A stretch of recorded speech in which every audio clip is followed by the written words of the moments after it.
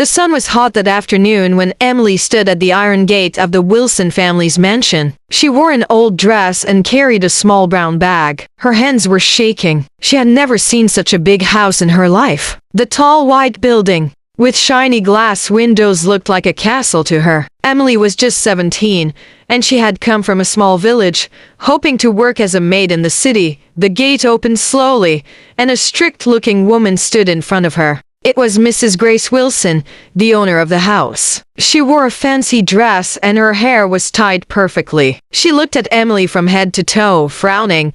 "Are you the new maid from the village?" Mrs. Wilson asked coldly. Emily nodded quickly. "Yes, ma'am, follow me. You will work hard here. No laziness. Understand?" "Yes, ma'am," Emily replied softly, following the woman inside. As Emily stepped into the house, her eyes widened. Everything looked shiny and new. The floors were like mirrors, the chairs looked soft, and the air smelled like roses. She felt out of place, like she didn't belong in such a beautiful house. Mrs. Wilson introduced Emily to the other staff. There was Sarah, the cook, who was kind but too busy to talk much. Then there was Janet, the other maid, who looked at Emily with no smile. Janet didn't like new people. She thought they would take her work or make her job harder.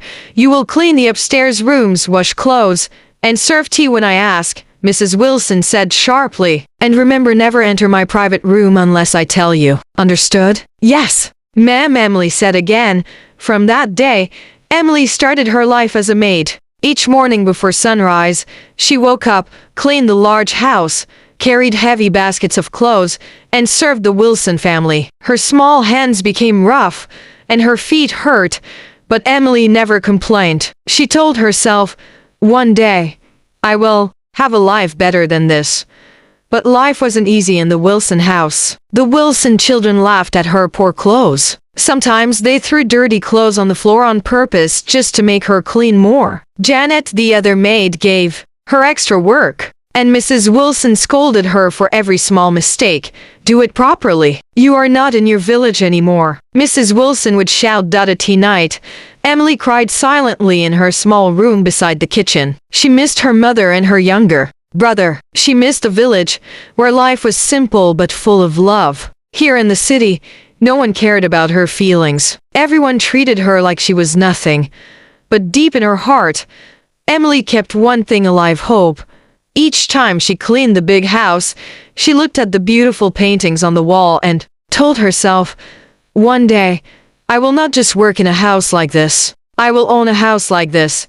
She watched how Mrs. Wilson ran the house. She listened carefully when business visitors came to speak with Mr. Wilson. She learned in silence. Though no one taught her, Emily learned by watching. One day, as she served tea in the living room, she heard Mr. Wilson talking to a friend.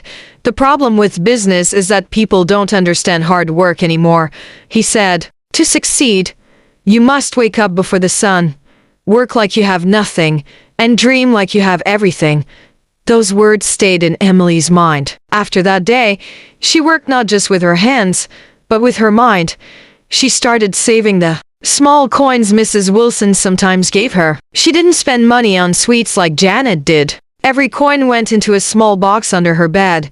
One evening, after a year of working in the Wilson house, Emily met someone who changed her life. It was a rainy night. Emily had gone out to throw the garbage when she saw an old woman sitting near the gate, shivering in the rain. Everyone else in the house was asleep.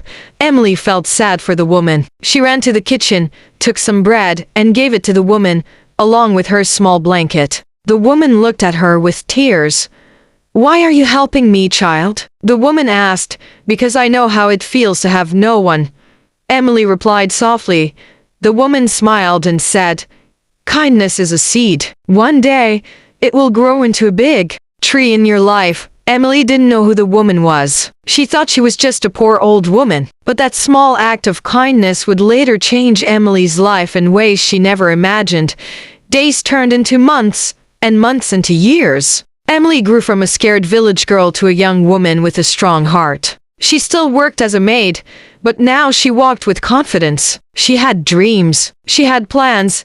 She wanted to open her own cleaning company one day. She wanted to help girls like her, who had no one, but Emily didn't know that fate was watching. Her life was preparing a big surprise. Very soon, everything was going to change, and Emily's life, which started with washing floors and cleaning windows, was about to become a story that would shock everyone in the city. 3 years had passed since Emily first walked through the Wilsons' gate. She was now 20 years old. Her face looked more mature, her hands stronger, but her heart still held the same dream. Each day, she woke up before sunrise, worked without complaining, and saved every coin she could, but the Wilsons still treated her like she was invisible. Mrs. Wilson now trusted her more, but only as a worker. She still looked down on Emily, never seeing her as anything more than a poor village girl who cleaned her house. One sunny afternoon, something happened that would change everything. Emily was polishing the staircase when the Wilsons had visitors. A group of business people came to the house for an important meeting with Mr. Wilson. She knew she had to stay silent and serve tea when called. But as she stood quietly at the door, holding the tray, she listened.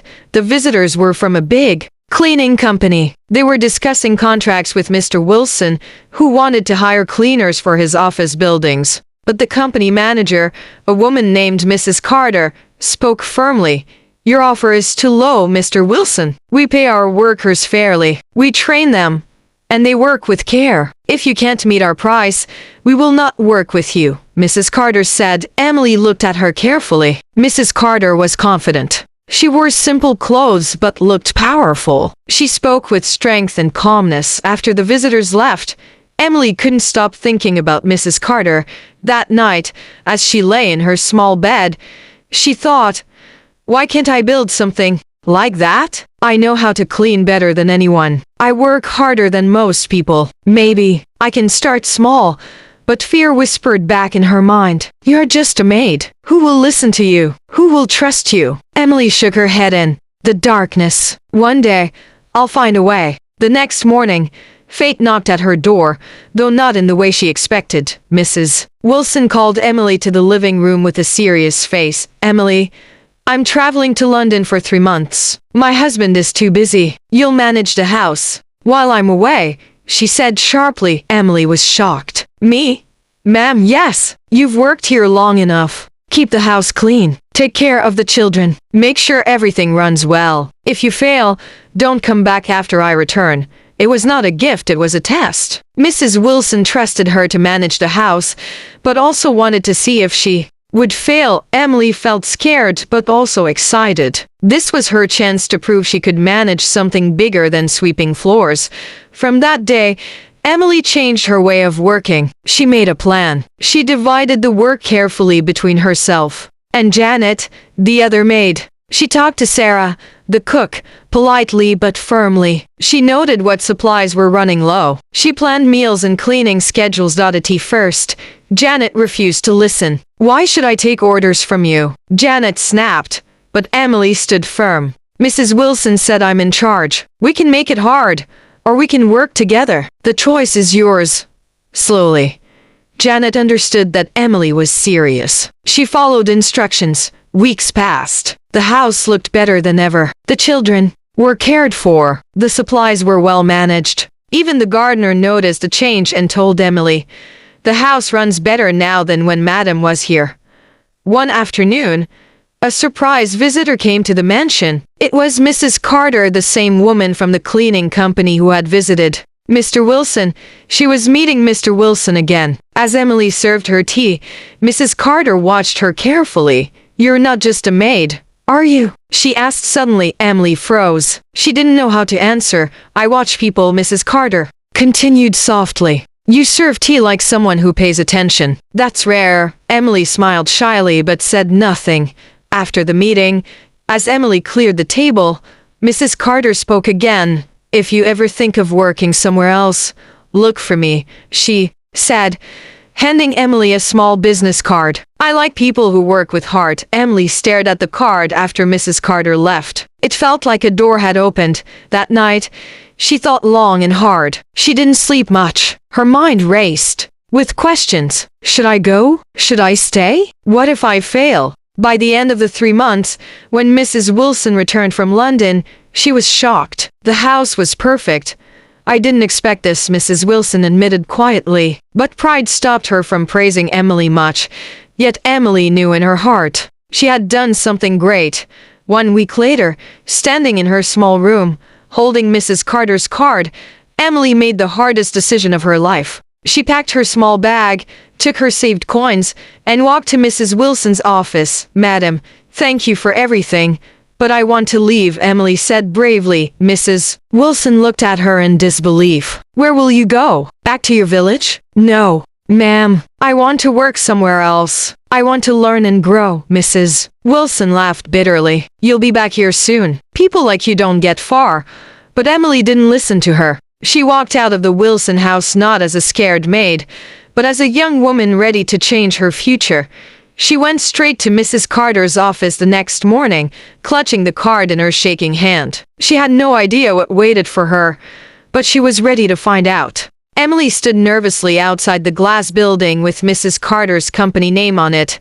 Bright Touch Cleaning Services people in suits walked past her, some giving her strange looks. She felt small and out of place in her simple dress. But she kept hearing the voice in her heart, "Don't turn back." Finally, she walked in. At the front desk, a kind young woman smiled. "Hello. Can I help you?" Emily swallowed hard. I'm looking for Mrs. Carter. She told me to come if I ever wanted a different job." The receptionist's smile grew warmer. "Wait here, soon." Mrs. Carter appeared. She looked surprised, but also pleased. "You came," she said softly. "Follow me." Inside her office, Mrs. Carter listened quietly as Emily told her everything. Her village life, her years as a maid, and her dream of owning her own cleaning business one day. When Emily finished, her hands shaking, Mrs. Carter looked at her seriously. "You're brave, Emily, but dreams are not enough. You need skills, discipline, and knowledge. Are you ready to start from the bottom again?" Emily nodded without hesitation. "Then I'll give you a chance," Mrs. Carter said. But Emily soon found that working for a professional company was nothing like working in a private home. She was no longer alone cleaning bedrooms. She was part of a team. Every cleaner had a uniform. They followed strict training sessions. There were rules about safety, chemicals, and time management. At first, Emily struggled. She didn't understand why they cleaned floors a certain way, or why different types of cloths were used for different surfaces. When she cleaned slowly, to make things perfect, her supervisor told her, "Speed matters too. We clean fast and well." She felt like giving up many times. Her feet hurt more than ever. Her back ached after every shift. Sometimes her team leader shouted at her, "You're too slow, Emily. Focus." At night, she would sit alone in the small staff dormitory, wondering if she had made a mistake leaving the Wilsons' house. But Mrs. Carter watched her quietly. Whenever Emily looked like she was breaking down, Mrs. Carter would call her in and give her quiet advice. "Everything new feels hard, but each mistake teaches you something. Keep going." So Emily pushed herself. She asked questions. She stayed after work to practice. She watched others and learned faster. Slowly, her speed improved. Her confidence returned. Within 6 months, her supervisor changed from shouting to nodding in approval. "She's one of the best now," he said to Mrs. Carter one day. But Emily wasn't satisfied with just being a good cleaner. In the evenings, when her co-workers rested, Emily read old training manuals that Mrs. Carter allowed her to borrow. She learned about how cleaning businesses were managed, how contracts worked, and why customer service mattered. After a year, Mrs. Carter called her to the office again. "I've watched you, Emily. You remind me of myself when I was your age. You want more than just a job. You want to lead," she said. Emily's heart raced. "So starting next week, you'll become a junior supervisor. You'll lead a small team of cleaners. Are you ready?" Emily smiled for the first time in months. "I'm ready, ma'am." Leading a team was harder than Emily imagined. Her co-workers didn't always like taking orders from someone who used to work beside them. Some whispered that she was Mrs. Carter's favorite, but Emily led not by shouting, but by working harder than everyone else. When her team slowed down, she worked beside them. When mistakes happened, she corrected kindly but firmly. Slowly, respect replaced jealousy.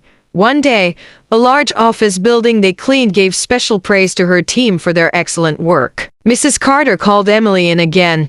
"This is how companies grow through people like you," she said. Emily looked around the office, her heart swelling with pride. But she also remembered something. Her dream wasn't just to work for someone. Her dream was to build something of her own. Late one night, after her shift, Emily sat on her small bed with a notebook in her lap. She started writing Emily's cleaning agency business plan. She didn't know much, but she knew where to start. Save money, learn more, build a strong team. For the next 2 years, Emily worked harder than ever. She saved most of her earnings, spending only on what was necessary. She continued reading. She asked Mrs. Carter questions about how she started her company. Mrs. Carter, seeing Emily's hunger to learn, became her mentor.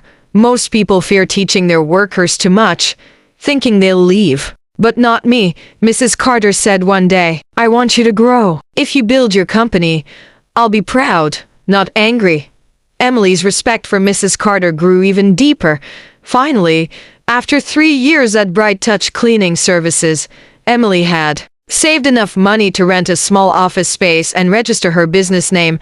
She went to Mrs. Carter and said quietly, "Ma'am, I think I'm ready now." Mrs. Carter smiled with pride. "Then go, make your dream real." With her blessing, Emily left Bright Touch and started her own small company, Emily's Shine Cleaning Agency. She started with only 2 workers, both girls from poor backgrounds like her. She trained them with the same methods Mrs. Carter had used. She taught them to work with heart, not just hands. At first, she struggled to get clients. Some people laughed when they saw her small team. Others doubted a young girl could handle professional cleaning contracts.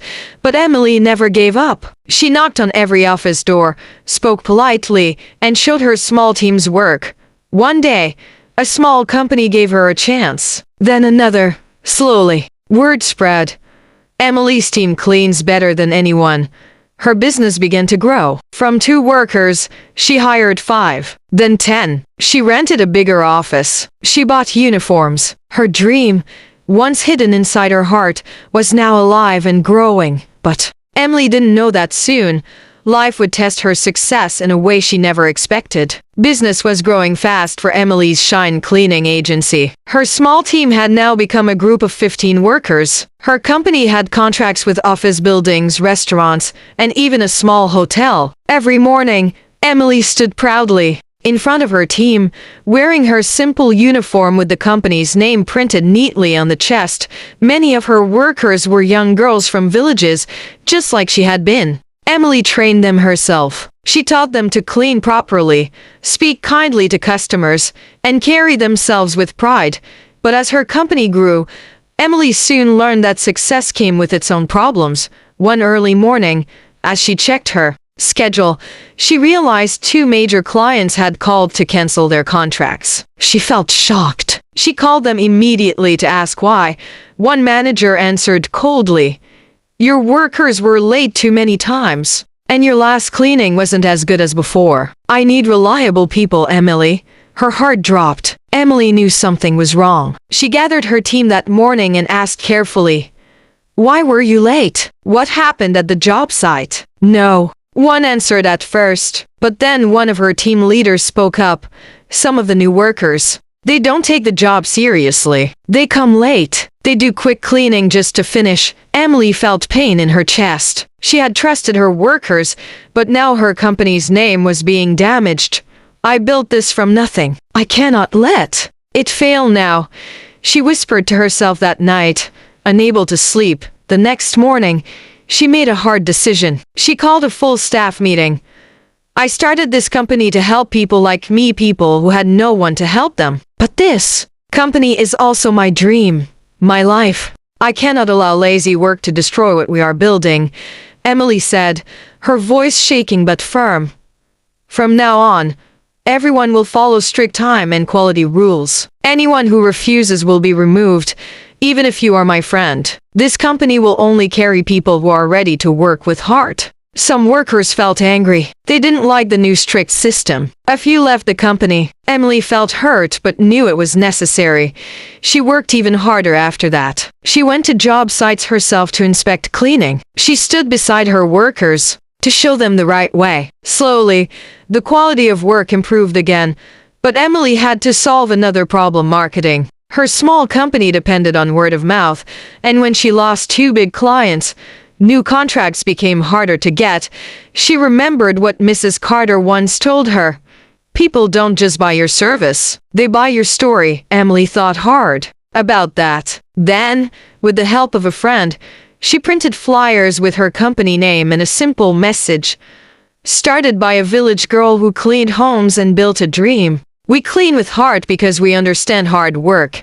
She distributed the flyers everywhere: offices, restaurants, shopping centers. Surprisingly, people responded. They liked her story. New calls started coming in.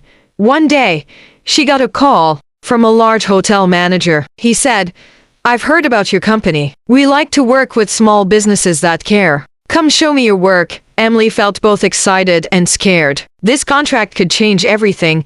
She chose her 5 best workers for the job. She led the team herself. For 2 weeks, they cleaned parts of the hotel like never before. They polished, scrubbed, and checked every corner. The manager watched silently. At the end of the trial, the manager smiled for the first time. "You've won the contract, Emily. Your company now handles our hotel's cleaning."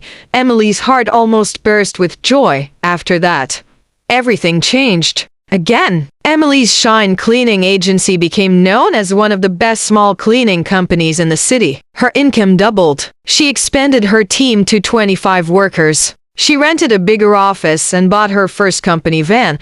But Emily didn't forget her dream. Every month, she set aside a part of her profit to help village girls who wanted to work in the city. She started a small training program in her old village, teaching young girls how to clean professionally and manage small businesses. One afternoon, as she stood looking at her company's name painted on the office wall, her phone rang. It was Mrs. Carter.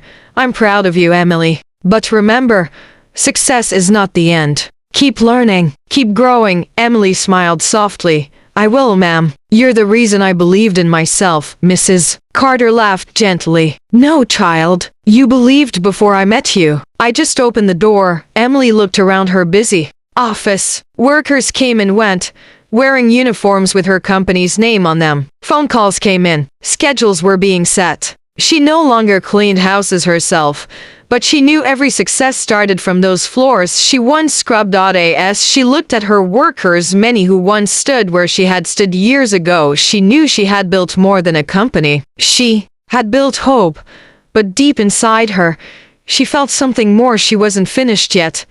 Her next dream was even bigger. Years passed. Emily's Shine Cleaning Agency had now become one of the biggest cleaning companies in the city. She no longer needed to knock on doors to find customers. Big companies now came looking for her. Her company handled office buildings, hotels, schools, and even shopping malls. Emily, now in her early 30s, wore simple but elegant clothes. Her face still showed the same kindness, but her eyes carried strength and wisdom. People respected her. Many called her Madam Emily, but Emily had not forgotten where she started. Each morning, she remembered the small maid's room where she once slept beside the Wilsons' kitchen. She remembered washing floors with sore hands and being laughed at by the Wilson children. All of it had shaped her. One morning, as Emily sat in her large office with glass windows, she received an unexpected visitor. Her assistant knocked softly.